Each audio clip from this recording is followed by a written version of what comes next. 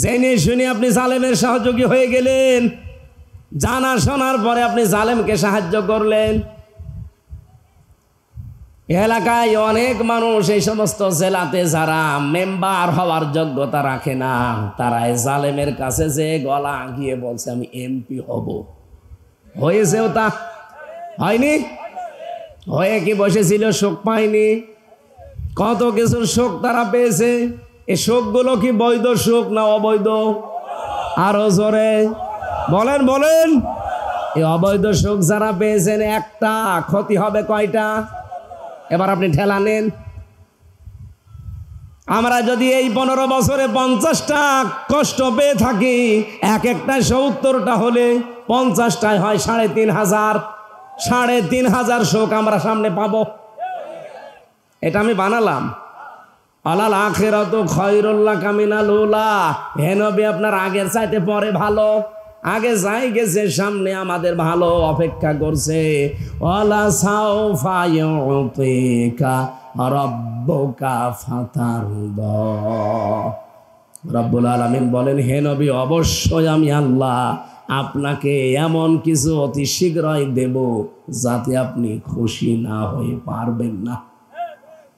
আল্লাহ যেহেতু ওয়াল এবং লাম দিয়েছেন, সাউফা দিয়েছেন, একটা তাকিদ আর একটা দ্রুত। আল্লাহ বলেন ওয়ালা সাউফা, অবশ্যই, অতি তাড়াতাড়ি, খুব দ্রুত। ইউতিকা, হে নবী, আপনাকে আমি এমন কিছু দেব, ফাতারদা, যাতে আপনি রাজি হয়ে যাবেন। ও বাংলার 92-93% মুসলমান, কান খাড়া করে শোনেন। এদেশের প্রকৃত মুসলমান যারা আমরা আছি, কখনো আমরা খুশি হতে পারি না যতক্ষণ কোরআন রাষ্ট্রীয়ভাবে কায়েম না হবে। আমরা ওই দিন পরিপূর্ণ সন্তুষ্ট হয়ে যাব যখন চর্মচোখে দেখতে পাবো আল্লাহর এই কালাম দিয়ে বাংলার 56,000 বর্গ মাইল চলছে। এটা কারা দেখতে চান দেখি? লিল্লাহে তাকবীর। মিথ্যা কথা আমাদের বিরুদ্ধে ছড়ায় এবং বাংলাদেশ জামাত ইসলামীর লোকজনেরা ইসলামী ব্যাংক দখল করে নিয়েছে। আপনি এরকম মিথ্যা কথা বলতে পারলেন? ইসলামী ব্যাংক তো তাদের রক্ত ঝরা পয়সা দিয়ে করা, তাদের ব্যাংক তারা ফিরে পেয়েছে। এখানে দখল করার কি হলো? আর আমরা যেটা করি ওটা কিন্তু পুরাটাই দখলদারিত্বের ভিতরে পড়ে। সুতরাং এইগুলো বন্ধ করেন। যেই জিনিস আপনার না, জোর করে যদি নিজের দাবি করে আয়ত্তে নিয়ে নেন, আপনি 2টা ক্ষতির সম্মুখীন হবেন। 1 নাম্বার, ওই দিনই আপনি নবীর উম্মত থেকে বের হয়ে যাবেন, আর মারা গেলে আপনার স্থান একটা জাহান্নাম। বলেন নাউজুবিল্লাহি মিন যালিক। এই কথা শোনার পরে যদি কেউ নিজের গায়ে টেনে নিয়ে বলে, আমারে বললেন, আমি আপনার নাম ধরে বলেছি? ওই যে মিজান আসারি বলেছিলেন একদল খেয়েছে আর একদল রেডি হয়ে আছে। কিছু মানুষ রেগে গেছে, আপনি আমারে বলেছেন। আর ও কি নাম ধরেছিল? কয়দিন আগে আমি মালয়েশিয়া ছিলাম মিজান বাদশাহ, বললাম ভাই এই কথা বলেছিলেন যে যারা আজ রেগে গেছে তাদের নামে? বল না, আমি তো কারোর নাম বলিনি। ওরা নিজেরা চরিত্র ওই রকম, এই জন্য ওরা নিজেদের গায়ে লাগিয়ে নিয়েছে। এই জন্য আপনি নিজের গায়ে লাগিয়ে নেবেন কোন কারণে? আমি তো কোরআনের আলেম, কোরআন যেহেতু সবার জন্য, আমিও সবার জন্য। এখন যদি বলেন না আপনি জামাতের লোক, শিবিরের লোক, তাহলে আমিও বলবো আপনি বিএনপির লোক। আপনি এই ট্যাগ দেবেন কোন কারণে? আমি কি ওই দলীয় পরিচয় এখানে লিখে আপনার সামনে কোরআন প্রচার করছি? আমার প্রচার মাধ্যম এখন কোরআন, আর আমার পরিচয় এখন আমি কোরআনের আলেম। কোরআন যেমন সবার, আলেমও। বলেন বলেন। নবীজি যদি এখানে আসতেন, এ কথা বলতে পারতেন যে আপনি না, আপনি তো জামাত ইসলামের নবী, আপনারা মানি না। নিজের যদি একটু সংশোধন হওয়ার নিয়ত থাকে, আজকের তেলাওয়াত কিন্তু আয়াতে তথ্যগুলো আসবে। আশা করছি আপনি পরিবর্তন হবেন ইনশাআল্লাহ। তাহলে আজকে থেকে আমরা সম্মান যদি সত্যি পেতে চাই, আমাদের ঈমান আনা লাগবে। আর ঈমান আনার আগে কাজ হচ্ছে তগুতকে ছেড়ে দেওয়া। তগুত কি? নিজে মানে না আল্লাহকে, অন্য মানবে, মানতেও দেয় না। তাহলে এরকম শক্তি যদি এদেশে থাকে, অবশ্যই সেখান থেকে মুখ ফিরিয়ে লা ইলাহা ইল্লাল্লাহু মুহাম্মাদুর রাসূলুল্লাহ বলা লাগবে। এরকম শক্তি যদি আবার দেশে মাথা ছাড়া দেয়, সেখানে থাকা যাবে? বলেন বলেন। আমার মনে হয় আপনি কথা বুঝে ফেলেছেন। এরপরেও যদি কেউ বলেন আমি না বোঝার ভান করে বসে আছি, এদিকে আসেন, আসেন। কানের নিচে এমন জোরে 2টা দেব না, আপনি সব টের পেয়ে যাবেন। আমার ভাইরা, ঈমান আনার আগে যেহেতু একটা কাজ করা লাগে, আমরা জানলাম তগুত ছেড়ে দেওয়া লাগে। আমরা তগুত ছেড়ে দিয়ে ঈমানের দাবি আজকে থেকে করব, যেন দাবিটা সত্য হয়। অনেকের দাবি তো সত্য না, মিথ্যা। 2 নম্বরে আল্লাযীনা উতুল ইলমা, যারা ইলম পেয়েছে, জ্ঞান পেয়েছে। এলেম আর জ্ঞান আমি তো কয়েকজনের নাম বইয়ে ফেললাম, তারাও এলেম পেয়েছিল, কিন্তু তাদের আর সম্মান নেই। কুকুরকে দেখলে যেভাবে মানুষ ঘৃণা করে, এই শোলাকিয়ার সাবেক নামধারী ইমাম মাওলানা ফরিদ উদ্দিন মাসুদ, এদের নাম শুনলে মানুষ এদের দেখলে ঠিক ওইভাবে ঘৃণা করে। কারণ কি? তারাও তো জ্ঞানী মানুষ। জ্ঞানী হলেই হবে না, জ্ঞান অনুযায়ী তারা আমল করে না। কি? আপনাকে আলেম হতে হলে জ্ঞান অনুযায়ী কাজ করা লাগবে। জ্ঞান অনুযায়ী দুনিয়াতে যারাই কাজ করেছে আপনি দেখেন তাদের মর্যাদা সম্মান আমার আল্লাহ দিন যত চাই দুনিয়াতে নেই, তাতে কি আল্লাহ বাড়িয়েই দেয়। আমাদের কোরআনের বাকি আল্লামা সাইদি রহমতুল্লাহ আলাইহি কোরআনের জ্ঞান অনুযায়ী আমল করেছিল আমার আল্লাহ, এখন নেই সে, কিন্তু দিন যত যায় তার জন্য মানুষ বর দোয়া করে না, দোয়া করে। আমি তো বর দোয়া শুনি না, যেখানে যাই দেখি অন্তত দোয়া করে, কান্নাকাটি করে, অথচ তিনি আজ নেই। দিন যত যাবে যারা জ্ঞানের ওপরে আমল করেছে, পৃথিবীতেও থাকুক আর না থাকুক, মাস্ট বি তার সম্মান মর্যাদা আমার আল্লাহ বাড়াবে না, বাড়াতেই থাকবে। এরফা মজারে। এবার আসেন, এই যে আয়াত পড়েছিলাম আপনাদের সম্মান বৃদ্ধি করার জন্য, এবার ফানা লাকা যিকরাক, এই আয়াতের পরে 2টা আয়াত আছে। এটা বলি আমি আয়াতের তাফসিরে চলে যাচ্ছি, ভালো করে শুনবেন। ফাইন্না মাআল উসরি ইসরা, ইন্না মাআল উসরি ইসরা। খুব ভালো করে শোনেন ভাই। আল্লাহ তাআলা উসরুন শব্দটা বলার আগে আলিফ লাম দিলেন, এর আগে মা দিলেন, এর আগে ইন্না দিলেন, এর আগে ফা দিলেন। তাফসীর পড়তে গিয়ে আমি মিলিয়েছি, এতগুলো শব্দ না দিয়ে আল্লাহ উসরুন ইসরুন এতটুকু বললে হয়ে যেত। কেননা উসরুনের আগে আলিফ লাম দিয়ে মারেফা করে নির্দিষ্ট করে কেন দিলেন? আর ইসরা এটা নাকেরা রেখেছেন অনির্দিষ্ট।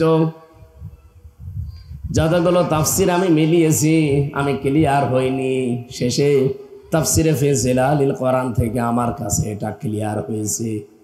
আল্লাহ পাক জানাতে চেয়েছেন, অবশ্যই পৃথিবীতে যদি কেউ একটা কষ্ট সহ্য করে 3টা কারণে, আবার বলছি, আপনি যদি দুনিয়াতে একটা কষ্ট সহ্য করেন 3টা কারণে, মাস্ট বি ইসরা।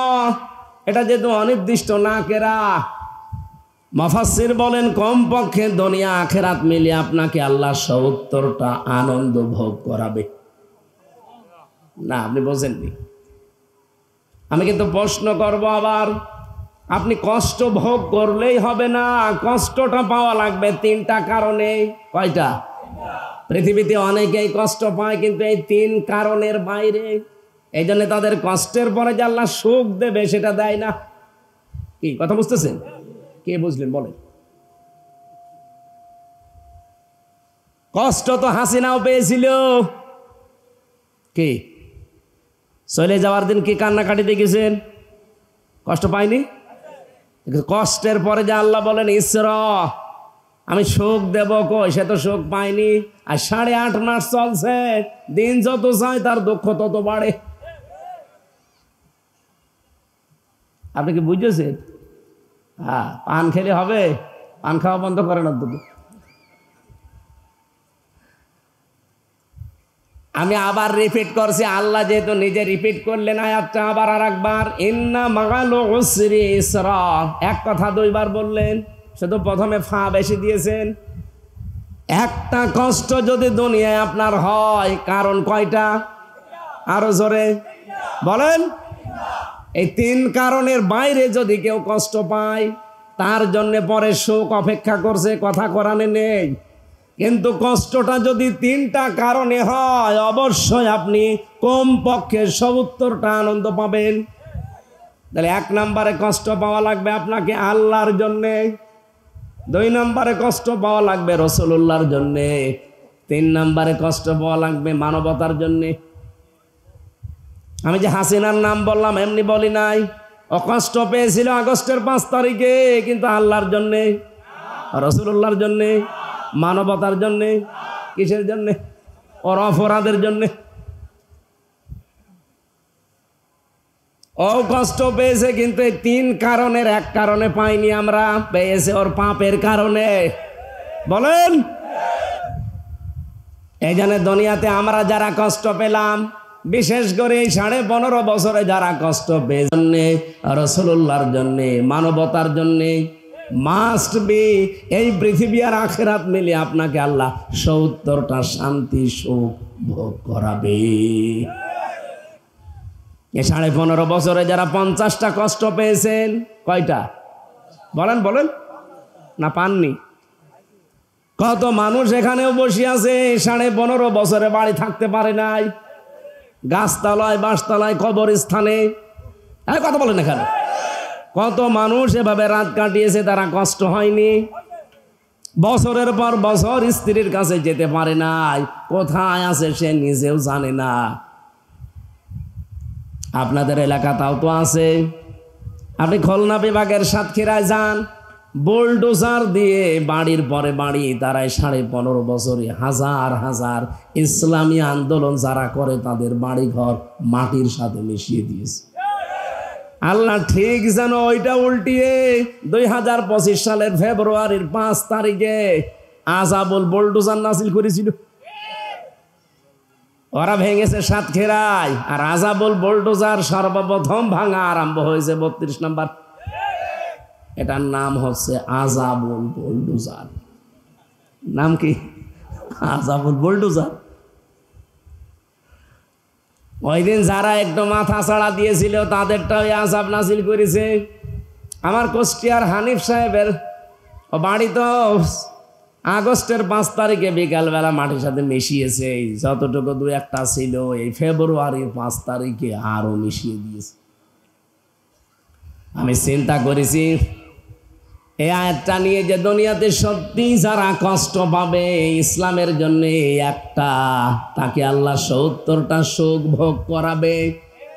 সিস্টেম অপর পৃষ্ঠায় দেখুন, আপনি যদি কোনো সুখ ভোগ করেন একটা, আর ওই সুখটা যদি হয় অবৈধ, আবার বলছি, আপনি যদি দুনিয়াতে কোনো সুখ ভোগ করেন আর ওই সুখটা যদি হয় অবৈধ সুখ, অবশ্যই আপনাকে দুনিয়া আখিরাত মিলে আল্লাহ 70টা কষ্টে ফেলবে। বলেন তো, হাসিনা 15.5 বছরে সুখ ভোগ করে নাই? কথা বলেন না কেন? আপনাদের বদি সাহেব করে নাই? জেনে শুনে আপনি জালেমের সহযোগী হয়ে গেলেন, জানা শোনার পরে আপনি জালেমকে সাহায্য করলেন। এলাকায় অনেক মানুষ এই সমস্ত জেলাতে যারা মেম্বার হওয়ার যোগ্যতা রাখে না, তারা এই জালেমের কাছে যে গলা গিয়ে বলছে আমি এমপি হব। হয়েছেও তা? হয়নি? হয়ে কি বসেছিল? সুখ পায়নি? কত কিছুর সুখ তারা পেয়েছে। এই সুখগুলো কি বৈধ সুখ না অবৈধ? আরো জোরে বলেন বলেন। এই অবৈধ সুখ যারা পেয়েছেন, একটা ক্ষতি হবে কয়টা? এবার আপনি ঠেলা নেন। আমরা যদি এই 15 বছরে 50টা কষ্ট পেয়ে থাকি, এক একটা 70টা হলে 50টায় হয় 3,500। 3,500 সুখ আমরা সামনে পাবো। এটা আমি বানালাম। আলাল আখিরাতু খায়রুল লাকা মিনাল উলা। হে নবী, আপনার আগের চাইতে পরে ভালো। আগে যাই গেছে, সামনে আমাদের ভালো অপেক্ষা করছে। ওয়ালা সাউফা ইউতিকা রাব্বুকা ফাতারদা। রব্বুল আলামিন বলেন, হে নবী, অবশ্যই আমি আল্লাহ আপনাকে এমন কিছু অতি শীঘ্রই দেব যাতে আপনি খুশি না হয়ে পারবেন না। আল্লাহ যেহেতু ওয়াল এবং লাম দিয়েছেন, সাউফা দিয়েছেন, একটা তাকিদ আর একটা দ্রুত। আল্লাহ বলেন ওয়ালা সাউফা, অবশ্যই, অতি তাড়াতাড়ি, খুব দ্রুত। ইউতিকা, হে নবী, আপনাকে আমি এমন কিছু দেব, ফাতার দ, যাতে আপনি রাজি হয়ে যাবেন। ও বাংলার 96-92% মুসলমান, কান খাড়া করে শোনেন। এদেশের প্রকৃত মুসলমান যারা আমরা আছি, কখনো আমরা খুশি হতে পারি না যতক্ষণ কোরআন রাষ্ট্রীয়ভাবে কায়েম না হবে। আমরা ওই দিন পরিপূর্ণ সন্তুষ্ট হয়ে যাব যখন চর্মচোখে দেখতে পাবো আল্লাহর এই কালাম দিয়ে বাংলার 56,000 বর্গ মাইল চলছে। এটা কারা দেখতে চান দেখি? লিল্লাহে তাকবীর। খুশির সংবাদ, যেহেতু ফাতার দ, আল্লাহ বলেন তুমি খুশি হয়ে যাবে, রাজি না হয়ে পারবে না। একটা খুশির সংবাদও দিচ্ছি। মাইক্রোসফট খ্রিস্টানরা চালায়, সারা পৃথিবীর 257টা দেশের রিপোর্ট দিয়েছে। এই এপ্রিল মাসের আজকে 10 তারিখ না, 1 তারিখে ওরা রিপোর্ট লাগিয়েছে তামাম দুনিয়ার 257টা দেশের, বাংলাদেশও আছে তার ভেতরে। আগস্টের 5 তারিখের আগ পর্যন্ত এই দেশে মাত্র 100 জনের 15 জন চাইতো এ দেশে ইসলাম কায়েম হোক, তার ভেতরে আনোয়ারি সাহেব একজন। এই কথা বলছেন এখানে। এখন এই 8 মাস, এই 4.5 দিন হচ্ছে, এখনো 5 দিন হয়নি। এই 8 মাস 4 দিনের ব্যবধানে এখন বাংলাদেশে 100 জনের 66 জন মানুষ চাচ্ছে দেশে ইসলাম কায়েম হোক। এমনি দাদার মাথা খারাপ হয়ে গেছে। 54 বছরে কোনোদিন দাদা হাত জোড় করেছে? অথচ 3 দিন আগে করল। কথা বলছেন। ব্যাংককে দেখেছেন না, ডক্টর মোহাম্মদ ইউনূসকে দেখে আগেই দাদা আমার হাত জোড় করে বসে, অথচ এতদিন আমারই হাত জোড় করা লাগতো।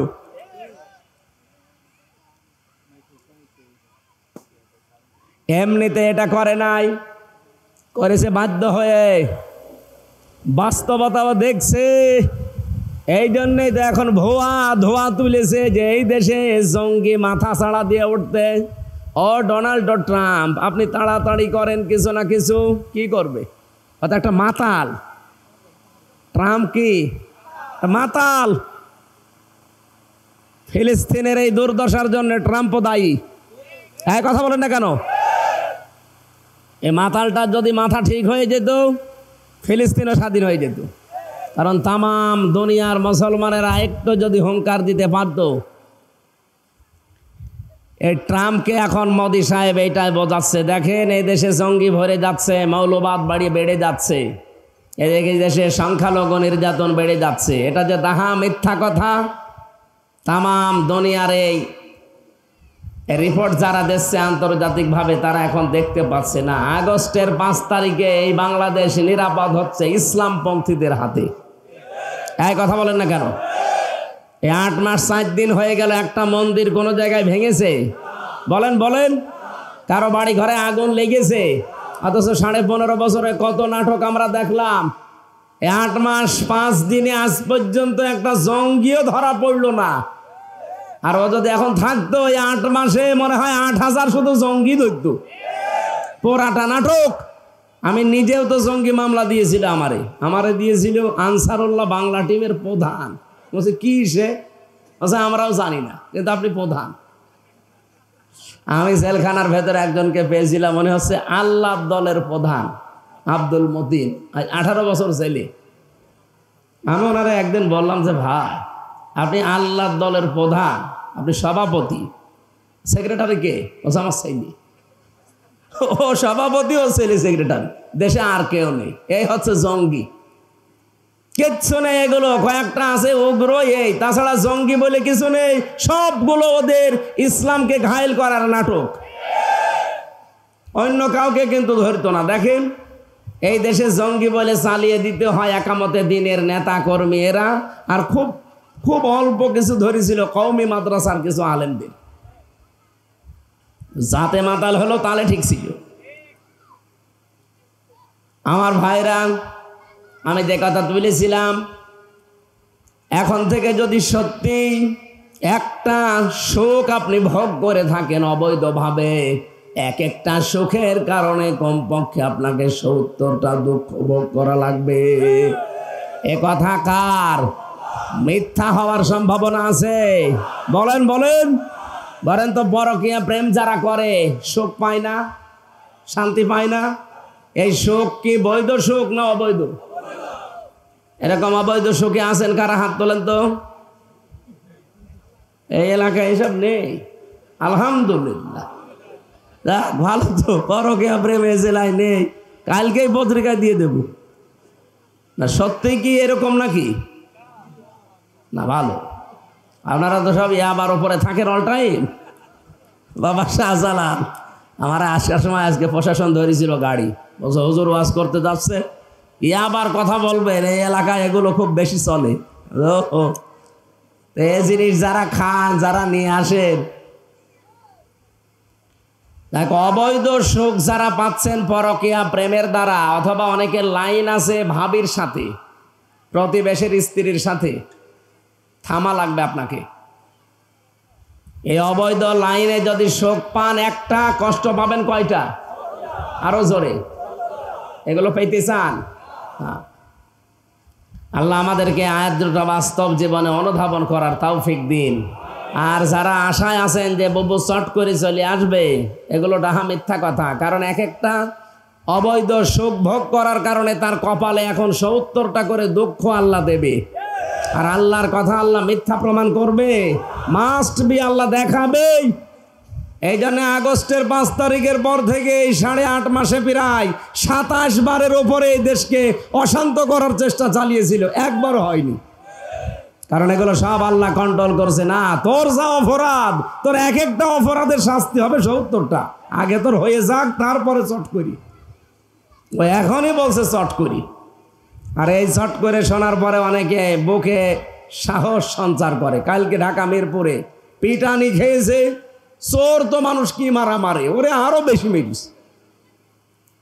ও বুবুর সাথে লাইন করে একটা বিশৃঙ্খলা তৈরি করার চেষ্টা ছিল। ছাত্র জনতা এখন অনেক সজাগ। ধরার পরে এমন পিটানো পিটিয়েছে, দেখলাম একেবারে গরু ছাগলের মতো রক্ত বের হচ্ছে। ওরা পিটিয়ে মেরেই ফেলা দরকার শয়তান বউ। দেশকে যারা অস্থিতিশীল করতে চায়, এই জন্য আমার আয়াত আমি পড়েছিলাম যে সম্মান মর্যাদা যে দুইটা জিনিসের ভেতরে আল্লাহ লুকিয়ে রেখেছেন, আল্লাহ এই মানুষগুলোর সম্মান দুনিয়া আখেরাতে যেন এইভাবে বাড়িয়ে দেন। বলেন আমিন। সবাইকে নিয়ে মহান রব্বুল ইজ্জাত আল জালালের দরবারে শুকরিয়া আদায়ের মাধ্যমে আজকের তেলাওয়াতকৃত আয়াত আমাদের আলোচনার বিষয় সোজা কথা। কি বললাম? হ্যাঁ, কথা যত সোজা হবে টিকে থাকা তত কঠিন হবে। এই পৃথিবীতে যারা সোজা কথার ওপরে, সোজা রাস্তার ওপরে ছিল, তারা কি ফুল বাগানে ছিল? না। আল্লাহ রাব্বুল আলামিনের ঘোষণা শোনেন, ইয়া আইয়ুহাল্লাযীনা আমানু, ওহে যারা ঈমানের দাবি করো, ইত্তাকুল্লাহ, আমি আল্লাহকে ভয় করো, আকুলু কাওলান সাদীদা, আর কথা যখন বলবা তখন সঠিক কথা, সত্য কথা বলবা। এ নির্দেশ কার? আল্লাহ বলেন কি করব জানো? ইউসলিহু লাকুম আ'মালাকুম ওয়া ইয়াগফির লাকুম যুনুবাকুম। যদি এই দুইটা আইন মানতে পারো, আল্লাহকে ভয় করা আর সঠিক কথা বলা, আমি আল্লাহ তোমাদের আমল আখলাক যত কাজ কারবার দুনিয়াতে আছে সব সংশোধন করে দেব, ইসলাহ করে দেব, সব সঠিক করে দেব। পেছনের যে ভুল ত্রুটিগুলো, অপরাধগুলো আমি আল্লাহ সব মাফ করে দেব। বলেন সুবহানাল্লাহ। আমাইয়ুতিউল্লাহ ওয়া রাসূলাহু, যে ব্যক্তি আল্লাহ এবং রাসূলের আনুগত্য করে চলবে, তাদের দেখানো পথে চলবে, ফাকাদ ফাযা ফাওজান আযীমা, অবশ্যই সে সফল হয়ে গেছে। সফল হবে না, সফল হয়ে গেছে। ফাকাদ ফাযা, এটা মাসি। এবার আসেন আয়াতের মূল কথা, ব্যাখ্যা যেটা, সেখানে যাই। সূরা আহজাব থেকে আমরা যেহেতু পড়েছি, আল্লাহ প্রথমে ডাক দিলেন ঈমানদারদেরকে। কাদের? কোন বেঈমান আজকের আয়াতের ভেতরে মুখাতেব হিসাবে নেই। সুতরাং কোনো বেঈমান যদি এখানে থাকেন, আপনি চলে যেতে পারেন। আপনার জন্য আজকের আয়াত না, আপনার জন্য আলাদা আয়াত আছে। আপনার জন্য হয়তো ইয়া আইয়ুহান নাস আছে, ইয়া আইয়ুহাল কাফিরুন আছে, ইয়া আইয়ুহাল মুনাফিকুন আছে। আপনার জন্য ইয়া আইয়ুহাল্লাযীনা আমানু না, কারণ এই শব্দ আল্লাহ যাকে তাকে ডাকে না। তাফসিরে ফি জিলালিল কোরআনে মুফাসসির লিখেছেন, আল্লাহ যখন শুধু ঈমানদারকে ডাক দেন তখন আলাদা একটা ভঙ্গিমা তিনি দেন, আলাদা বাসন ভঙ্গি তার।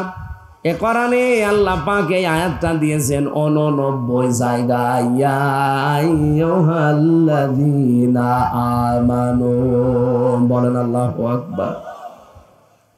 আল্লাহ তার নিজের কুদরতি হাত এভাবে উঁচা করে আদরে মহব্বতে ভালোবাসা নিয়ে ডাকতে থাকে ঈমানদারেরা, কি ইত্তাকুল্লাহ, আমি আল্লাহকে ভয় করো। প্রশ্ন আসতে পারে, শব্দ সে জন্মের পর থেকে শুনছি, কি এটা? আমি আপনাকে একটা আধুনিক শব্দ বলবো এবার। সাজ্জাদ আবুল আলা মওদুদী রহমাতুল্লাহ আলাইহি ওনার লিখিত কিতাব থেকে আমি কোট করেছি, ভালো করে শুনবেন। আপনি এতদিন এভাবে শোনেননি। আল্লাহকে ভয় করো, ভয় করি। কি ভয় করেন? জন্মের পরে আমিও শুনছি আয়াতটা, ইত্তাকুল্লাহ ইত্তাকুল্লাহ। ও নারী পুরুষেরা ভালোভাবে মিলাবেন। কেউ যদি তাকওয়া অর্জন করতে চায়, কেউ যদি তাকওয়া অবলম্বন করতে চায়, তার প্রক্রিয়া কি? আমাদের দেশের মানুষ লেবাসে তাকওয়া খুশি আমরা। আমার মতো জুব্বা গায়ে থাকবে, পাগড়ি এরকম একটা থাকবে, মাথায় সুন্দর টুপি থাকবে, হাতে তসবিহ থাকবে, বিশাল তাকওয়াবান। এ বিশাল বুজুর্গ, একই বুজুর্গ না বেজির্গু? হ্যাঁ, বেশি চেনেন না কি? ওই যে মুরগি ধরে নিয়ে যায়, বেজির পায়খানাকে কি বলে? বেজির্গু। আপনাকে তো বুজুর্গ মনে হয় না, বেজির্গ মনে হয়। বুজুর্গ হতে হলে এর প্রক্রিয়া কি? এই যে আমি লিখেছি তাফসীর থেকে, ভালো করে মিলাবেন। কোন মানুষ যদি পৃথিবীতে তাকওয়া অবলম্বন করতে চায়, তার প্রক্রিয়া 6টা, স্তর 6টা। জান্নাতের স্তর কয়টা? হ্যাঁ, এলাকায় মাদ্রাসা নেই কি? কথা বলে না কেন? জান্নাতের স্তর কয়টা? 100টা। আমরা সচরাচর 8টা জানি। আল্লাহ পাক জান্নাতের স্তর বানিয়েছে 100টা। দুনিয়ায় যে যে ধরনের কাজ করবে, আমল করবে, মরণের পরে আল্লাহ তাকে ওই স্তরে রাখবে। কি কথা বলে না কেন? আর জাহান্নামের স্তর 7টা। দুনিয়াতে যে যে ধরনের অপরাধ করবে, আল্লাহ তাকে ওই স্তরে রাখবে। আজকে যেহেতু আলোচনা ওইটা আমার না, আমার আলোচনার বিষয় আজকে তাকওয়া নিয়ে আরম্ভ। ঈমানদারকে ডাক দিয়ে আল্লাহ নির্দেশ দিলেন। আমি একটা হাদিস পড়েছিলাম, হযরতে আবু যর রাদিয়াল্লাহু তাআলা থেকে বর্ণিত। বিশ্ব নবী বলেন, হযরতে আবু যর তার বাড়ি থেকে প্রায় 83 কিলোমিটার দূর থেকে আমার দরবারে আসতো। একদিন এসে বলে, হে রাসূল, আমি সব সময় তো আসতে পারি না, আপনি আমাকে এমন কিছু নির্দেশ আলাদাভাবে স্পেশাল ভাবে দেন যেটা মেনে নিলে আমি অলরেডি জান্নাতি হয়ে যেতে পারি। বিশ্বনবী তাকে প্রথম নাম্বারে বলেছিলেন, উসিকা বিতাকওয়াল্লাহ, আমি তোমাকে সর্বপ্রথম আল্লাহর ভয় এর নির্দেশ দিলাম। বলেন সুবহানাল্লাহ। এটা আল্লাহর নির্দেশ যে তোমরা আল্লাহকে ভয় করো, রাসূলুল্লাহর নির্দেশ। এটাকে আবু যরকে আল্লাহর নবী শুধু স্পেশাল ভাবে তাকেই বলেছেন না আমরাও আছি? বলেন বলেন। তামাম দুনিয়ার সবাই আমরা যারা উম্মত দাবি করি, সবার এই কথাটা মেনে নেওয়া দরকার। এখন আসেন প্রক্রিয়া। কি প্রক্রিয়া? আপনি এ রাস্তায় আগাবেন, আর আপনি এখন ভাববেন যে আপনি তাকওয়ার কোন স্তরে আছেন। 1 নম্বরে আপনাকে হকের অনুসন্ধান করা লাগবে। কেউ যদি দুনিয়াতে হকের অনুসন্ধান করে, সে তাকওয়ার প্রথম স্তরে আছে। আপনি এখন নিজের দিকে তাকিয়ে বলেন, আপনি কি হকের অনুসন্ধানে আছেন? আমাদের জাতির পিতা যিনি হযরত ইব্রাহিম আলাইহিস সালাম, আল্লাহ রাব্বুল আলামিন তার এই খলিল থেকে হকের অনুসন্ধানে ছিলেন। আল্লাহ পাক বলেন, তিনি যে হকের অনুসন্ধান করছিলেন, ফালাম্মা জান্না আলাইহিল লাইলু রা কাওকাবা ক্বালা হাযা রাব্বি। তিনি তারকা দেখতে পেয়েছিলেন সন্ধ্যা আকাশে। তারকা দেখতে পেয়ে তিনি মনে মনে ভাবলেন, এটা আমার রব। ক্বালা ফালা ক্বালা লা উহিব্বুল আফিলিন। ফালাম্মা আফালা, যখন এটা ডুবে গেল তখন তিনি বললেন, যা যা ডুবে যায় সেটাকে আমি পছন্দ করি না, ভালোবাসি না। এখানে কয়েকটা স্তরের নাম আছে। এরপরে তিনি দেখেছিলেন চন্দ্র, রাতের গভীরে দিনে দেখলেন চাঁদ উঠে আছে। তিনি ডাক দিয়ে বলেছিলেন, ফালাম্মা রাআল কমারা বাযিগান ক্বালা হাদা রাব্বি ফালাম্মা আফালা ক্বালা লাইল্লাম ইয়াহদিনি রাব্বি লাআকুনান্না মিনাল কওমিয যাল্লিন। চন্দ্র দেখার পরে বললেন, এটা আমার রব। যখন চন্দ্রও ডুবে গেল সকাল আসতে আসতে, তিনি বললেন, না, আমি তো বদভ্রান্তের ভেতরে, উদ্ভ্রান্তর ভেতরে আছি। আল্লাহ যদি আমাকে হেদায়েত না দেয়। সকালবেলা সূর্য দেখলেন, বিশাল সূর্য উঠতেছে পশ্চিম আকাশে। ওটা দেখার পরেই তিনি ডাক দিলেন, ফালাম্মা রাআশ শামসা বাযিগাতান ক্বালা হাদা রাব্বি হাদা আকবার। তিনি বললেন, এই তো বিশাল রব, এইটাই আমার বড় রব। ওইটাও যখন অস্তমিত হয়ে গেল, ফালাম্মা ফালাত ক্বালা ইয়া কওমি ইন্নী বারিয়্যুম মিম্মা তুশরিকুন। তিনি বললেন, যেটা ডুবে যায় ওটাকে আমি আমার রব হিসাবে মানি না। দুনিয়ার মানুষেরা, আমার বংশের মানুষেরা, আমার গোত্রের মানুষেরা, আমার কওমের মানুষেরা সাক্ষী থাকো, আমি তোমাদের সাথে শিরিক করি না, শিরিক থেকে আমি মুক্ত।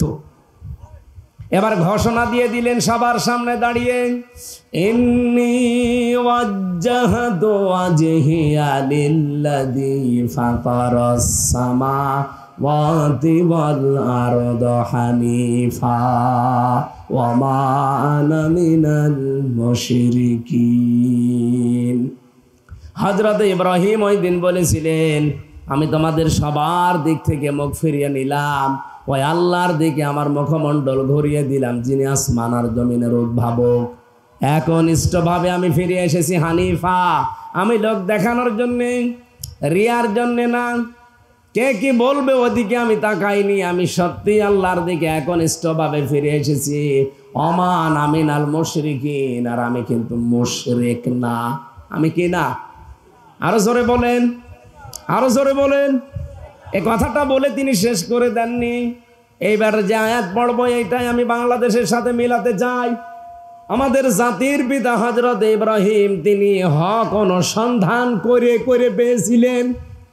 আর আমাদের দেশে মানুষকে আলেমেরা হক পথ চোখে আঙ্গুল দিয়ে দেখিয়ে দেয়, এরপরও মানতে চায় না। হ্যাঁ, কথা বলুন।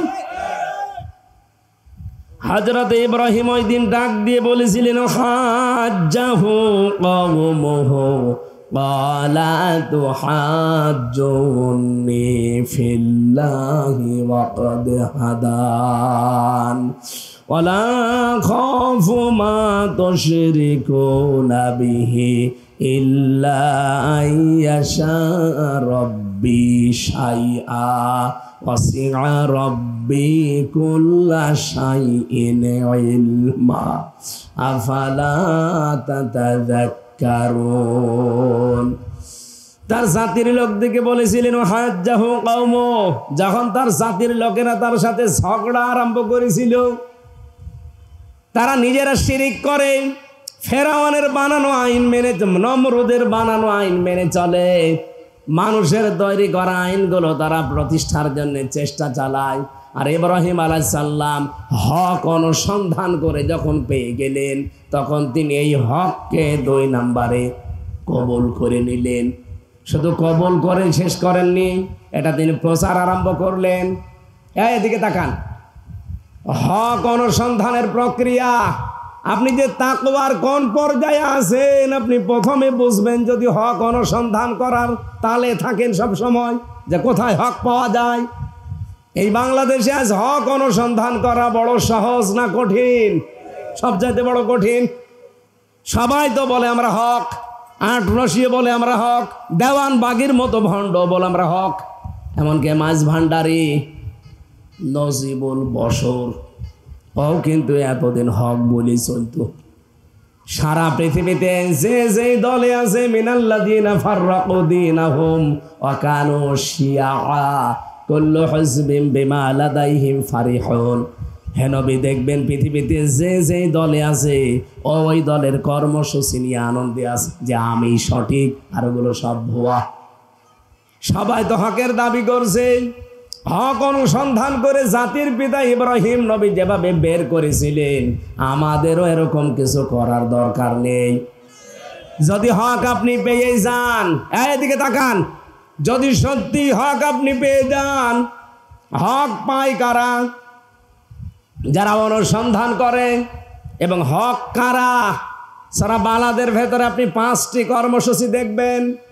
ফাক্কু রাকাবা আও ইতআমুন ফি ইয়াউমিন যী মাসগাবা ইয়াতীমান যা মাকরাবা আও মিসকিনান যা মাতরাবা সুম্মা কানা মিনাল্লাযীনা আমানু ওয়া তাওয়াসাউ বিস সাবরি ওয়া তাওয়াসাউ বিল মারহামা। এখানে 5টা গুণের কথা আছে। এই 5টা গুণ যারা অর্জন করেছে দুনিয়ায়, তারা হেদায়েতের উপরে আছে, তারা হক পথে আছে। এই বাংলাদেশে এখন প্রায় 474টার উপরে দল কাজ করছে, ধর্মীয় এবং জেনারেল মিলে। সবাই তো আর হক না, কি বলেন বলেন? আপনি কোরআনের সাথে মিলান, 5টা কর্মসূচি যাদের কাছে পাবেন, কোরআন বলছে তারা হেদায়েত প্রাপ্ত দল, তারা হক দল। ফাত্তাবিউস সিরাতাল আযম, তাড়াতাড়ি যাদের দ্বারা ইসলাম কায়েম হওয়ার সম্ভাবনা বেশি, তোমাদের নির্দেশ দিলাম। এটা ইবনে ওমর থেকে বর্ণিত, বিশ্বনবী বলেন, মুসলিম শরীফের হাদিস, ফাত্তাবিউস সিরাতাল আযম, যাদের দ্বারা ইসলাম কায়েম তাড়াতাড়ি সম্ভাবনা বেশি, তোমরা দল মত নির্বিশেষে তাদেরকে সাপোর্ট দিবা, সমর্থন করবা বেশি। এটাকে আমি বানালাম হাদিসটা। বলেন বলেন। ফামান সাজ্জা সাজ্জা মিন্না, কেউ যদি এই হক প্রতিষ্ঠা যাদের দ্বারা দ্রুত সম্ভব এদেরকে সাপোর্ট না করে, সে যেন নবীর উম্মত থেকে বের হয়ে যায়। সূরা বালাদের এই 13 নম্বর আয়াত থেকে 18 নম্বর আয়াত পর্যন্ত বাড়ি যায়, আজকে মিলাবেন। বাংলাদেশে 64 না 74 না 74,000ও যদি দল থাকে, একটা হক দল আছে আর আপনি খুঁজে পাবেন। ফাক্কু রাকাবা, যারা মানুষের কাঁধ থেকে শৃঙ্খল দূর করতে চায়। বলেন তো, এই পৃথিবীতে মানুষের দাসত্ব মুক্ত করার জন্য কত মানুষ তো চেষ্টা চালাচ্ছে। এই বাংলাদেশে আমি একটা দলকে বেশি পেয়েছি, মানুষের তৈরি করা আইন মুখে লাথি দিয়ে বিদায় করে আল্লাহর তৈরি করা আইন কায়েম করতে চায়। কথা বলুন। সবাই মানুষের তৈরি করা আইনের পক্ষে কাজ করে মানুষের গলায় দাসত্বের শৃঙ্খল দিয়ে দিয়েছে, মানুষের শৃঙ্খল। আর আমরা প্রতিদিন এই শৃঙ্খল থেকে মুক্তি চাই। ইয়্যাকা না'বুদু, আমরা তোমার দাসত্ব করি। কার? বলেন বলেন। একটা কুকুর দেখবেন, একটা কুকুরের কথা মানে না। আর আমরা মানুষ হয়ে যদি আল্লাহর বিধান, এই পৃথিবীতে পাঠানো বিধান বাদ দিয়ে আল্লাহর বানানো মানুষের আইন মানি, তাহলে কুকুরের চাইতে আমরা খারাপ। আরো জোরে বলেন। সুতরাং মানুষের শৃঙ্খল থেকে, দাসত্ব থেকে যারা মানুষকে মুক্ত করতে চায়, এরা হেদায়েতের উপরে আছে। আর এরাই হক দল। এরা হক অনুসন্ধান করে পেয়েছে, কারণ জানে যে পৃথিবীতে সবচাইতে বড় অপরাধ মানুষের তৈরি করা আইন প্রতিষ্ঠা করা, আর সবচাইতে বড় দামি কাজ আল্লাহর কাছে আল্লাহর তৈরি করা আইন কায়েম করা। এটা যদি আমরা করতে পারতাম, যে যার হক সেটা সে পেয়ে যেত। আজ পায় না। স্ত্রী তার স্বামীর হক পায় না, স্বামী তার স্ত্রীর হক পায় না, সন্তান তার মা বাবার হক পায় না, মা বাবা তার সন্তানের হক পায় না, ভাই তার ভাইয়ের হক ফিরিয়ে দেয় না, জনগণ তার সরকারের হক দেয় না, সরকারও জনগণের হক দেয় না। এই কারণ আল্লাহর এই হক প্রতিষ্ঠিত নেই। এটা কায়েম করে দেন, যার যে হক ঠিক সেখানে পৌঁছে যাবে। আমার ভাইরা, আমি 2 নম্বর পয়েন্টে বলেছি। 1 নম্বরে কি পেলাম? ফাক্কু রাকাবা, যারা মানুষের শৃঙ্খল থেকে মানুষকে মুক্ত করতে চায়। 2 নম্বরে আও ইতআমুন ফি ইয়াউমিন যী মাসগাবা, দুনিয়ায় যারা এতিম মিসকিন অসহায়দের দরে দরে খাবার পৌঁছিয়ে দেওয়ার এই কর্মসূচি যারা হাতে নিয়েছে তারা হক পথে আছে। আমি তো বাংলাদেশের 64 জেলায় ঘুরি, আমি দেখতে পাচ্ছি বাংলাদেশ জামাত ইসলামী ইসলামী ছাত্র শিবির এই কর্মসূচি হাতে নিয়েছে। আপনি নিজে তাকিয়ে দেখেন না কেন, আগস্টের 5 তারিখের পরে কত মানুষ খালি খাবো খাবো নেব নেব, কিন্তু এই দলটাকে দেখতে পেলাম নিজের গাঁঠির টাকা খরচ করে কোথায় কে মারা গেছে শহীদ হয়েছে তার বাড়িতে চলে যাচ্ছে। হ্যাঁ বলেন না কেন? বাংলাদেশ জামাত ইসলামীর আমিরে জামাত বাড়ি তার কোথায়? সিলেটের মৌলভীবাজার কোলাউড়া, ওখান থেকে পটুয়াখালী বাউফলে চলে গেছে। এই 24-এ স্বাধীনতা যুদ্ধে মারা গেছে একজন, তার একটা এতিম ছেলে আছে, তার দায়িত্ব নিজের কাঁধে তিনি তুলে নিয়েছে। কয়ে দেশে আর লোক নেই, কারো তো পেলাম না এই কাজ করতে। আপনি হক খুঁজেই পান না, চোখের ভেতরে কি কলম দিয়ে খোঁচা মারা লাগবে নাকি? এতিম আংজা মাকরাবা, যারা এতিম নিকট আত্মীয় এদের খোঁজ খবর নেয়, আর এই গুণটাও আমরা এদের ভেতরে পাচ্ছি। এখন যদি বলেন হুজুর এদের কথা বলেন তো এদের সাথে মিলে গেলাম করবো কি? আপনার সাথে তো মেলে না, আপনার সাথে মেলে সাদাবাজি। এই কথা বলছেন কেন? আপনার সাথে যেটা মেলে ওটা বলি, ওটা বললে তো এখন আগুন ধরে যাবে আমরা গায়ে। যেটা মেলে না আমি বলবো কি করে? আমি কি আয়াত বানাবো? এতিম আংজা মাকরাবা, যারা নিজের নিকট আত্মীয় স্বজনের ভেতরে এতিম আছে এদের খোঁজ খবর নেয়। আমরা তো এটা দেখতে পাই বেশি যারা এই দেশে একামতে দিনের দায়িত্ব পালন করে তাদের।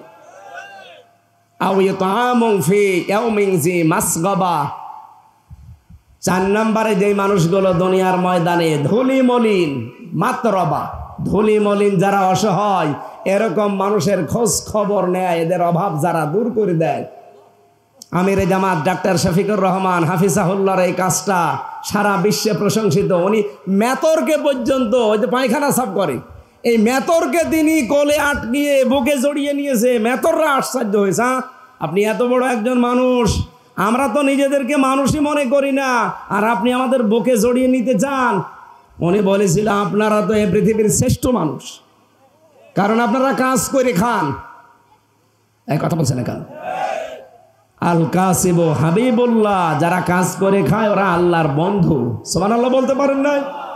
আপনারা যে কাজ কক্সবাজারে করেন, চট্টগ্রামে করেন, আপনারা যদি কাজ না করতেন এই কক্সবাজারের মানুষেরা একদিনও এই শহরে বাস করতে পারতো না, বসবাসের অযোগ্য হয়ে যেত দুর্গন্ধে। এই কথা বলেন না কেন? এরকম ধনামনিন যারা অসহায়, যে মানুষগুলো অসুস্থ তাদের খোঁজ খবর নেওয়া, চিকিৎসার ব্যবস্থা করা, বাড়ি ঘর বানিয়ে দেওয়া। বাংলাদেশ জামাত ইসলামী কুষ্টিয়া জেলা শাখার শ্রদ্ধাভাজন আমির অধ্যাপক মাওলানা আবুল হাশেম কয়েকদিন আগে আমাদের কুষ্টিয়ার একজন হিন্দু মুসি জুতা সেলাই করে খায়, ওনার বাড়ি ঘর সব ধসে গিয়েছিল বন্যায়। উনি নিজে জেলা জামাতের পক্ষ থেকে টাকা কালেকশন করে 2.5 লক্ষ টাকা দিয়ে তার বাড়িটা বানিয়ে দিয়েছে। পৃথিবীর ইতিহাস হয়ে গেল না? টাকা পয়সা আর অন্য দলের নেই, কই তাদেরকে তো এগিয়ে দিয়ে আসতে দেখলাম না। এরপরও আপনি হেদায়েত প্রাপ্ত কারা তাদের খুঁজেই পান না। সুম্মা কানা মিনাল্লাযীনা আমানু, এরপরে আরো গুণ, তারা ঈমান আনবে, ঈমান আনার পরে ওয়াতাওয়াসাউ বিস-সাবরি, একে অন্যকে ধৈর্যের উপদেশ দেবে। এত কিছু হয়ে যাওয়ার পরও আমরা ধৈর্য হারা হইনি, ইনশাআল্লাহ হব না। ওয়াতাওয়াসাউ বিল মারহামা, একে অন্যকে রহম দিল হওয়ার কি রহম দিল হওয়ার জন্যে একে অপরকে তারা পরামর্শ দেবে, উপদেশ দেবে। উলাইকা সাহাবুল মাইমানা, এরাই হচ্ছে ডানপন্থী, আর ডানপন্থী যারা এরা জান্নাতি, এরা হেদায়েত প্রাপ্ত। সুবহানাল্লাহ বলতে পারেন না? সম্মানিত ভাইরা, আপনাদেরকে আমি আহ্বান জানাচ্ছি কোরআন দিয়ে, আমি কিন্তু বানিয়ে বলি না। এটা যার সাথে মেলবে সূরা বালাদের 13 থেকে 18 নম্বর আয়াত, মনে করবেন আল্লাহর ভাষায় তারা হেদায়েত প্রাপ্ত, তারা মুত্তাকি। আর যদি না মেলে কারোর সাথে, আপনি নিজেই দরকার হয় আরেকটা তৈরি করেন।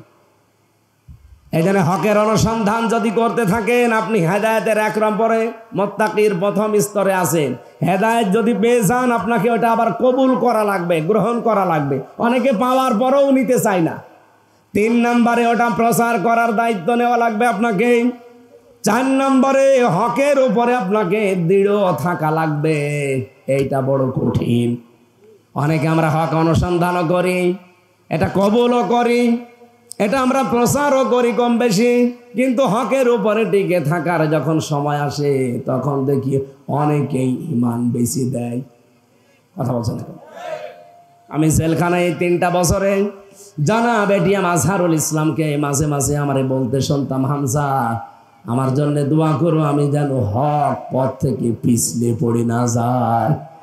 কারণ এই 13 বছরে আমি বহু মানুষকে দেখেছি বিশাল বিশাল পাগড়ি মাথায় দেওয়া, জব্বা গায়ে দেওয়া, আল্লাহর জিকিরও করে, কিন্তু তারা শেষ পর্যন্ত টিকে থাকতে পারে নাই, বাতিলের সাথে হাত মিলিয়ে তারা বের হয়ে চলে গেছে। কিন্তু আমিও যদি ওই সময় যখন ধরা পড়েছিলাম, আমি তো প্রধানমন্ত্রী শেখ হাসিনার পাশের গ্রামের মানুষ। হাসিনার বাড়ি, শ্বশুর বাড়ি যেখানে, ওনার 1 গ্রাম পরেই আজহারুল ইসলামের বাড়ি। সম্পর্কে আমার মনে হয় ননদ হতে পারে, দেবর হতে পারে, কারণ বেঁকে বেশি দূর না, এটা পীরগঞ্জ, এটা বদরগঞ্জ পাশাপাশি।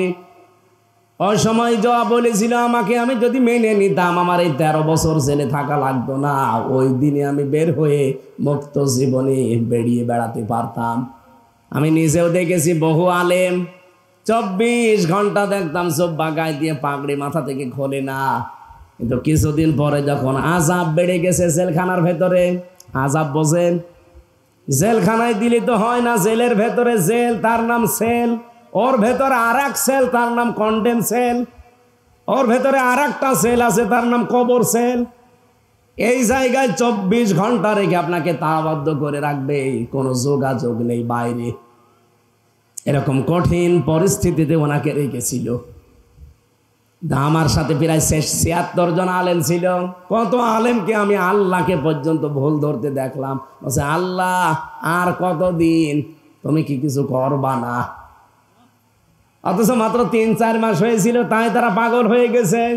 আর কোরআনের পাখি 13 বছর, এটিএম আজহারুল ইসলাম এখনো পড়ে আছে 13 বছর।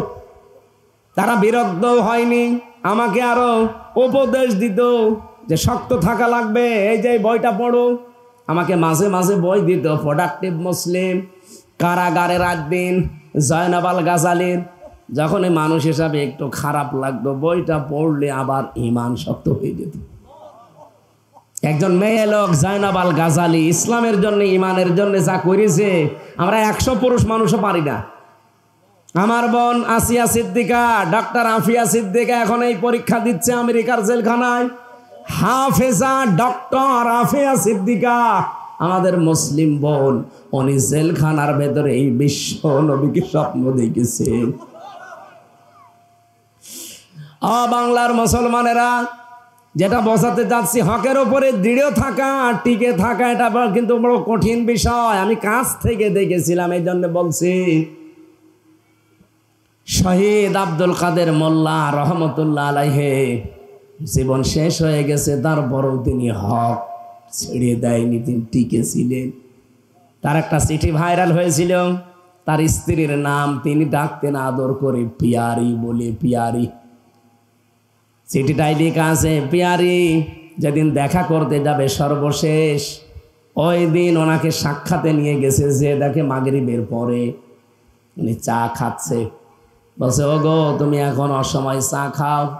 বলছে, পিয়ারি আমি রোজা ছিলাম, সারাদিন রোজা রাখার পরে আমি ইফতারি করেছি 2টা খেজুর দিয়ে, এখন এই চাটা খেয়ে নামাজ শেষ করব, আমি শুনলাম নাকি রাত 10টায় 1 মিনিটে আমার ফাঁসি। দোয়া করো আর আমাকে একটু পরামর্শ দাও তো, আমি কি ফাঁসির এই যে দড়ি গলায় যখন দেবে, এই ফাঁসির মঞ্চে যাবার সময় আমি কি লুঙ্গি পরে যাব না পায়জামা পাঞ্জাবি পরে যাব? তার স্ত্রী পিয়ারি লিখেছে, পরবর্তীতে মনে হচ্ছে উনি শ্বশুর বাড়ি যাওয়ার জন্য ব্যস্ত হয়ে গেছে। জেলখানার ভেতরে এক কারারক্ষী আমার দায়িত্বে ছিল, কুতুবউদ্দিন। আমার মাঝে মাঝে বলতো, হামজা ভাই, আমি একজনের দায়িত্বে ছিলাম ফাঁসির আগে, তার নাম শহীদ মীর কাশেম আলী রহমতুল্লাহ আলাই। ওনার যেদিন ফাঁসি হবে, মাত্র 3 ঘন্টা বাকি আছে, ওনারে বললাম, স্যার আপনি প্রস্তুতি নেন, উনি আমারে বলছে, কারারক্ষী ভাই এখনো 3 ঘন্টা বাকি আছে, আমি 2 ঘন্টা ঘুমিয়ে গেলাম, 1 ঘন্টা আগে আপনি আমার ডেকে দেবেন। ও বলছে ঠিক দেখলাম ঘুমিয়ে গেছে। রাত 10টা 1 মিনিটে ওনার ফাঁসি। আমি 9টার সময় ওনাকে ডাক দিলাম, দিব্যি ঘুম থেকে উঠলেন। অথচ ওনার ছেলে ব্যারিস্টার আরমান ওই সময় গুম হয়ে আছে। ওনার স্ত্রী হাসপাতালের বেডে, তার দলের লোকেরা লক্ষ লক্ষ পালিয়ে বেড়াচ্ছে, কেউ জেলখানায় ভর্তি। হাজার হাজার মানুষের কর্মসংস্থান তার দ্বারা হয়েছে। কারারক্ষী আমারে নিজে বলেছে যে কোরআন আমার সামনে। আমারে বলছিল, হামজা ভাই ওনার যে এত বড় চিন্তা মাথার উপরে, এরপরও ওনার ঘুম আসলো কি করে? আমি ওই দিন তাকে সূরা হামিম সেজদারে 30 নম্বর আয়াতটা শুনিয়েছিলাম যে আপনি বসেননি, কিন্তু আমি বুঝেছি কেন তার ঘুম এসেছে। ইন্নাল্লাযীনা ক্বালু রাব্বুনাল্লাহ, যে মানুষগুলো এই কথা বলতে পারে যে আমার রব আল্লাহ, সুম্মাস্তাকামু, আর এই হকের উপরে যারা টিকে থাকতে পারে, দৃঢ় থাকতে পারে, তাতানাজ্জালু আলাইহিমুল মালায়েকা, আল্লাহ নিজে তাদের উপরে ফেরেশতা নাযিল করেন। ফেরেশতা 1-2 জন 2 জন না, মালায়েকা বহু বচন, লক্ষ লক্ষ ফেরেশতা এসে তার কানের কাছে বলতে থাকে, আল্লাহ তাখাফু ওয়ালা তাহজানু, কোনো চিন্তা করবেন না, কোনো ভয় করবেন না। কিসের চিন্তা করেন? যে আপনার ছেলে ব্যারিস্টার গুম হয়ে আছে, চিন্তা হয়।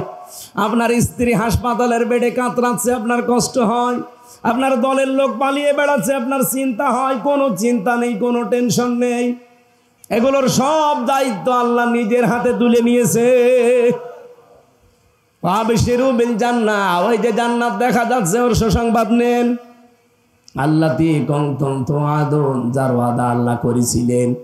আমি সত্যি কথা বলছি, ওই দিন বলেছিলাম যে কারারক্ষী ভাই, কুতুব ভাই, মীর কাসেম আলী রহমতুল্লাহ আলাই, অবশ্যই আল্লাহ তাকে ফেরেশতা দিয়ে এই সুসংবাদ শুনিয়েছেন যে কোনো চিন্তা করবেন না, কোনো ভয় নেই। আপনার ছেলে গুম হয়েছে, তাতে কি ওর দায়িত্ব আল্লাহ নিয়েছে। এই জন্যে 9 বছর পরে আল্লাহ আবার ফেরত দিয়েছে। এক কথা বলেন না কেন? আপনি ভাবতে পারেন বলতে যত সহজ মনে হচ্ছে অত সহজ না। আপনি জেলখানায় থেকে দেখেন তো 5 বছর কেমন লাগে আপনার। আমি 3 বছরে হাফ পাগল হয়ে গেছি। সে বছরের পর বছর, তাও আমার মতো তো এত সহজ না। তার জীবন দেখেছেন আপনি। আমাদের এই উপমহাদেশের ভেতরে ইসলামী অর্থনীতিতে যদি আপনি 10 জন মানুষ পান, তার ভেতরে মীর কাসেম আলী একজন। আপনি কি মনে করছেন উনি শুধু জামাত ইসলাম করে এই জন্য ওনাকে মেরে ফেলেছে? না, ওনাকে মেরে ফেলা হয়েছে। ভারত খুব ভালোভাবে জানতো যে এই লোকটা যদি বেঁচে থাকে, যেভাবে এগিয়ে নিচ্ছে অর্থনীতি দিয়ে, 10 বছর এগিয়ে থাকলে আমরা অনেক পিছনে পড়ে যাব। এই কারণে তাকে মেরে ফেলেছে ষড়যন্ত্র করে, আন্দাজে এক বোমা মামলা দিয়ে। আমার ভাইরা যে কথা বলতে চাচ্ছিলাম, ঠিক ওঠার পরে ওযু করলেন, গোসল করে কিছু খাবার দাবার দেয় পাশাপাশির আগে, বলেন না দুনিয়ার খাবার আমার লাগবে না, আমার খাবার রেডি হয়ে আছে। ফেরেশতার মনে হয় কিছু বলেছিল তাকে, তাছাড়া তো এরকম কনফিডেন্স আসার কথা না। যে লোকটা যাবার আগে বলতে পারে যে আমি লুঙ্গি পরে যাব না, পায়জামা পরে যাব, আপনি বলতে পারেন, ভাবতে পারেন সে লোকটা কোথায় যাচ্ছে।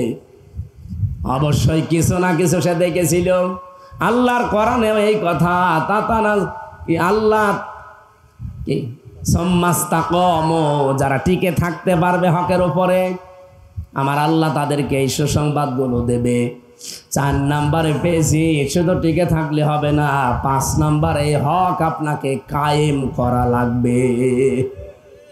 এটা আমি বানালাম, বলেন। এটা আছে সূরা শুরার 13 নম্বর আয়াতে। এই পৃথিবীতে একমাত্র হক দিন ইসলাম। এজন্য নাকিমুদ্দিন ওয়ালা তাতাফাররাকু ফি, সবাই মিলে দিন কায়েম করো, এখানে কোনো ফতোয়াবাজি করবা না। এই বাংলাদেশে এখন একটা পরিবেশ এসেছে, ইসলামকে কায়েম করা, দিন কায়েম করার একটা পরিবেশ আল্লাহ তৈরি করে অলরেডি দিয়েছে।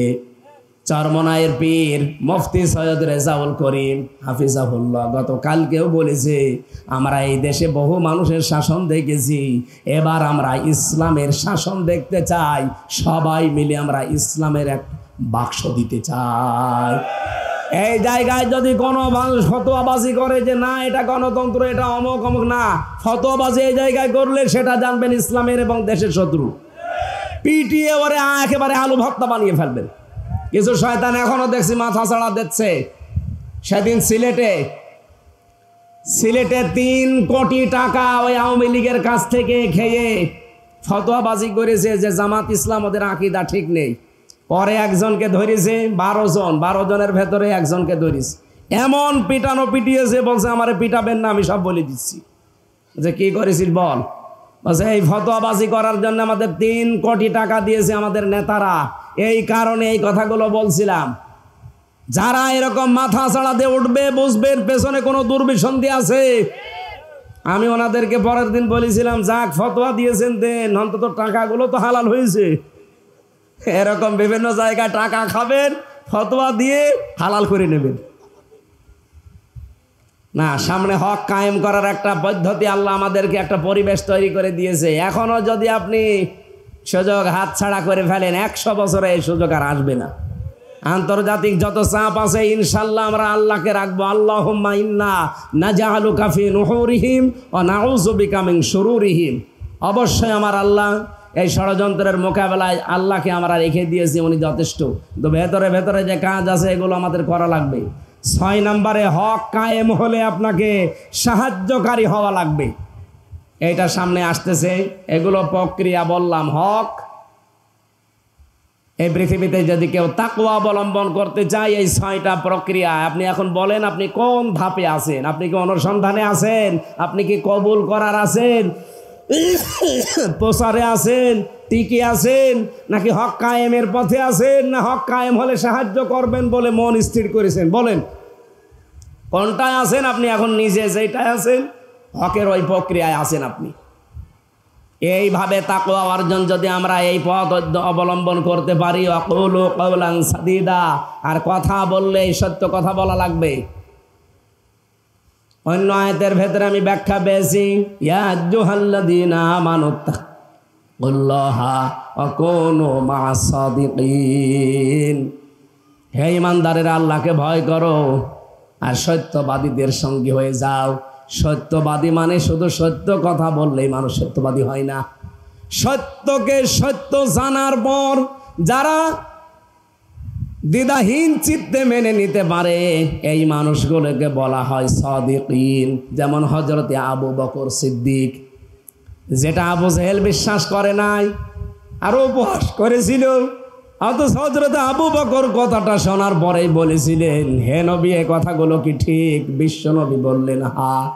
তিনি বললেন, আমি 1 চুল 1 বিন্দু পরিমাণে অবিশ্বাস করি না, আমি বিশ্বাস করে ফেলেছি আপনার মেরাজ সত্য, হক। জোরে বলেন সুবহানাল্লাহ। নবীজি বললেন, আবু বকর তুমি প্রশ্ন ছাড়াই বিশ্বাস করে নিলে, আজকে তোমারে খালি হাতে ফেরত দেব না। এত বড় হক সত্যকে যখন বিনা প্রশ্নে বিনা দ্বিধাহীন চিত্তে মেনে নিলে, আজকে থেকে তোমার নামে আমি লকব দিয়ে দিলাম সিদ্দিক। এই জন্য সত্যকে সত্য জানার পরে যারা গ্রহণ করবে তাদের সাথে থাকা লাগবে। মেয়েরা যারা এসেছেন শুধু নামাজ পড়া, রোজা রাখা আর কালো বোরকা পরা ইবাদত না। খাদিজাতুল কুবরা জীবনে 1 ওয়াক্ত নামাজ পড়েনি, একটা রোজা রাখেনি, জীবনে 1 দিনের জন্য পর্দায় থাকেনি, জীবনে 1টা টাকা একবারও হজ করেননি, জাকাতও দেয়নি। তারপরও আল্লাহ তাকে সালাম দিয়েছেন এবং জান্নাতে ঘর বানিয়ে তার জন্য পাঠিয়েছেন। প্রশ্ন কেন দিলেন না, কেন করলেন না এগুলো? কারণ এই বিধানগুলো নাজিল হয়েছিল সব তার ইন্তেকালের পরে। কথা বুঝতেছেন?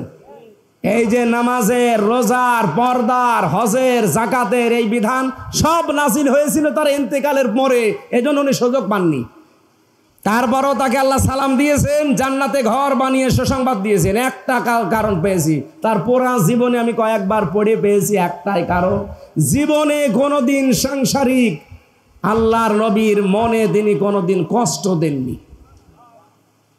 এখানে আমরা যারা আছি জীবনে আমাদের কোনো স্ত্রী আমাদেরকে একদিনের জন্য মনে দুঃখ দেয়নি এমন একজন স্বামী হাত তোলেন তো।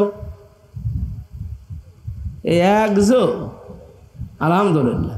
আপনি কি বউ পেয়েছেন না ফেরেশতা পেয়েছেন? হ্যাঁ, ফেরেশতা। তাছাড়া আমরা এখানে কেউ পারলাম না। এই সম্মানিত মা বোনেরা, ও কার স্বামী দেখেন তো, এটা কোন আল্লাহর ওলি? ওই একটা বাদ দিয়ে বাকি আমরা কোনো স্বামী হাত তুলতে পারলাম না। এমনকি চেয়ারে বসে আছে, এরা মনে হয় বিয়ে করেনি। না, আশা করছি আপনাদেরকে আল্লাহ খাদিজাতুল কুবরার মতো যেন বানিয়ে দেন। শুধু নামাজ পড়া, রোজা রাখা আর কালো বোরকা পরা ইবাদত না। স্বামী এটা জান্নাতে যাওয়ার একটা মাধ্যম। জায়েজ কাজে তাকে খুশি রাখা লাগবে। এবার যদি প্রশ্ন ওরা উল্টিয়ে করে, হুজুর একটু বলেন তো যে জীবনে স্ত্রীর মনে একদিনের জন্য দুঃখ দেয়নি এরকম স্বামী আছে কিনা? না, নেই। প্রতিদিন আরো 8-10টা করে দুঃখ দিচ্ছি। এর পরে পক্ষে আমার এখন 7টা কথা আমি হাদিস থেকে যেগুলো নোট করেছিলাম, যে আবু যর রাদিয়াল্লাহু তাআলা আনহুকে ওই দিন নবীজি 7টা কথা বলেছিলেন, আর এক একটা কথার পরিবর্তে 2টা করে উপকার কথা বলেছিলেন। যদি তুমি আল্লাহকে ভয় করো তাহলে জীবনের যত কর্মকাণ্ড আছে সব আল্লাহ সৌন্দর্য মণ্ডিত করে দেবে। আর পৃথিবীর সৃষ্টি জগতের ভেতরে তোমার আলাদা একটা সম্মান মর্যাদা আল্লাহ বাড়িয়ে দেবে। এরকম প্রতিটি ওনাকে উপদেশ দিয়েছেন, আর 1-2টা করে উপকারের কথা বলেছিলেন। আল্লাহ আমাদেরকে আয়াতটা বাস্তবে আমল করার তৌফিক। আমার গলা ভেঙে যাচ্ছে ভাই, এখন 4:30 পার হয়ে গেছে, এখনই আজান হবে, আপনারা নামাজ পড়ে বাড়ি যান। আল্লাহুম্মা আমিন। আমার মেয়েদের উপরে আমি জেলখানায় বই লিখেছিলাম, যদি পারেন গাড়ি থেকে নিয়েছে, এই গেটে আছে। মেয়েদের জীবনী নিয়ে লিখেছি, দাম্পত্য কলহ এবং তার সমাধান। মেয়েরা স্বামীদেরকে, বাচ্চাদেরকে পাঠিয়ে ওখান থেকে নিয়েছেন। ছেলেদের একটা আছে, মেয়েদের একটা আছে। লা ইলাহা ইল্লা আনতা সুবহানাকা ইন্নী কুনতু মিনাজ জালিমিন। রাব্বুল আলামিন হাত তুললেই শুধু ফিলিস্তিনের দৃশ্য চোখে ভেসে ওঠে। মেহেরবানি করে তুমি গাজা রাফার মুসলমানদের জন্য হামে ও নাসির হয়ে যাও। পৃথিবীর এই নিকৃষ্ট, এই পৃথিবীতে সবচাইতে খারাপ মানুষের তালিকায় এখন যাদের নাম অভিশপ্ত জাতি ইহুদি, এদেরকে তুমি দুনিয়ার মানচিত্র থেকে হালাক করে দাও। আজকে কোরআনের মাহফিলের আয়োজনে যারা আনসাম দিবে এদেরকে কবুল করো। বিশেষ করে এই মাহফিলের সমাজ কল্যাণ পরিষদের যে সদস্যরা আছে এদেরকে তুমি অমরের মতো বানিয়ে দাও। মা বোনদেরকে তুমি খাদিজাতুল কুবরার মতো জীবন তৈরি করার তৌফিক দাও। এলাকায় মাটির নিচে যত মানুষ ঘুমিয়ে গেল এদেরকে জীবনের মতো ক্ষমা করো আল্লাহ রাব্বুল আলামিন। কত মানুষ এলাকাতে আশপাশের যে প্রতিবেশী রাষ্ট্রগুলো আছে, এই দেশ থেকে তামা, সোনা, লোহা এগুলো পাচার করে দেয়, আর এই নেশাদ্রব্য জিনিসগুলো ওই সমস্ত দেশ থেকে আসে। আল্লাহ আমার এই এলাকার মানুষদেরকে তুমি রক্ষা করো। বাংলার মানুষগুলোকে তুমি মেহেরবানি করে নেশাদ্রব্য থেকে বাঁচাও। যারা এই ব্যবসা বাণিজ্যগুলো করে আল্লাহ তাদের সম্মতি দাও, হেদায়েত দাও। যদি না থাকে প্রশাসনের হাতে তুলে দাও। এলাকায় মাটির নিচে যারা ঘুমিয়ে আছে এদের কবরগুলোকেও তুমি মাফ করো। আগামীর এই দেশ তুমি কোরআনের হাতে তুলে দাও। বারাকাল্লাহু লানা ওয়া লাকুম ফিল কোরআনিল আযীম। আলহামদুলিল্লাহি রাব্বিল আলামিন।